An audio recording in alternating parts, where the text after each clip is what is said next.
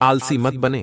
जीवन में सफलता हासिल करना चाहते हैं तो आलस्य को अपने पास आने न दें। आलसी की तुलना उस तालाब से की जा सकती है, सीमा में बंध जाने की वजह से, जिसके पानी में सरांध व काई जम जाती है, जबकि अनवरत चलने वाली नदी का पानी सदैव निर्मल रहता है। यदि आप दिन भर घर में पाडिडीहे रहते हैं तो आपके हाथ पैर जकड़ जाएंगे, आपको चलने फिरने में दिक्कत होगी। मनुष्य मशीन से यदि काम न लिया जाए तो उसके कलपुर्जे काम करना बंद कर देते हैं। बहुत पुरानी बात है, किसी देश में एक बूढ़ा व्यक्ति रहता था। वह काफी मेहनती था, खेतों में काम करके अपना गुजारा करता था। उसके 3 लाडी डेडिके थे जो बड्ढे ही आलसी थे। उसकी आलस्य की वजह से बूढ़ा और उसकी पत्नी काफी परेशान रहते थे।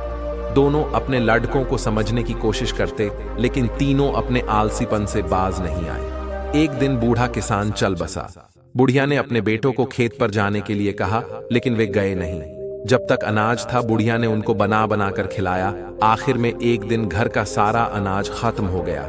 जब घर में एक भी दाना नहीं बचा तो बुढ़िया ने अपनों बेटों से काम धंधे के लिए कहा, लेकिन वे तब भी नहीं गए। एक दिन सुबह बुढ़िया उठकर रोने लगी।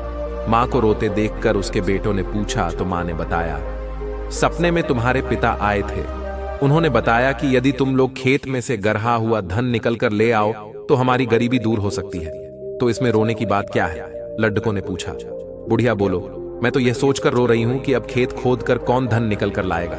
किसी दूसरे से कह भी नहीं सकती हूं, इसीलिए रो रही हूं। बुढ़िया की बात सुनकर तीनों बेटे खेत में जाकर जमीन खोदने लगे। तीनों बेटे एक ही जगह खुदाई कर रहे थे। यह देखकर बुढ़िया ने कहा, धन खेत में कहीं भी हो सकता है, इसलिए पूरे खेत की अच्छे से खुदाई करो। पूरा खेत खुद जाने के बाद जब धन नहीं मिला तो तीनों बेटे नाराज हो गए। बुढ़िया ने कहा, ठीक है, सपने में तुम्हारे पिता आने पर मैं उनसे इसकी शिकायत करूंगी। जब खेत की खुदाई हो गई है तो क्यों ना इसमें अनाज बो दिया जाए। बेटों ने अनाज बो दिया। कुछ ही दिनों में खेत में फसल लहराने लगी।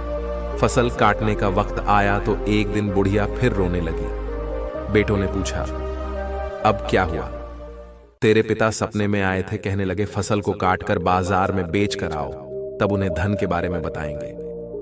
बेटों ने धन के लालच में फसल काटकर बाजार में बेचने गए। फसल बेचने पर जब उन्हें धन मिला तो तीनों बेटे बहुत खुश हुए। उस दिन से तीनों ने आलस्य त्याग कर खेत में कम करने लगे। यदि आप अमीर बनना चाहते हैं या अपने जीवन में सफल होना चाहते हैं तो आलस्य से बचें। आलस्य गरीबी है, आलस्य असफलता है, आलस्य नाकामयाबी है, आलस्य अमीरी का दुश्मन है। आलस्य को दूर भगाएं और सफल व्यक्ति बन जाए। सफल बनना है तो आलस्य को त्यागना होगा। आलस्य से जीवन के रचनात्मक पल नष्ट हो जाते हैं।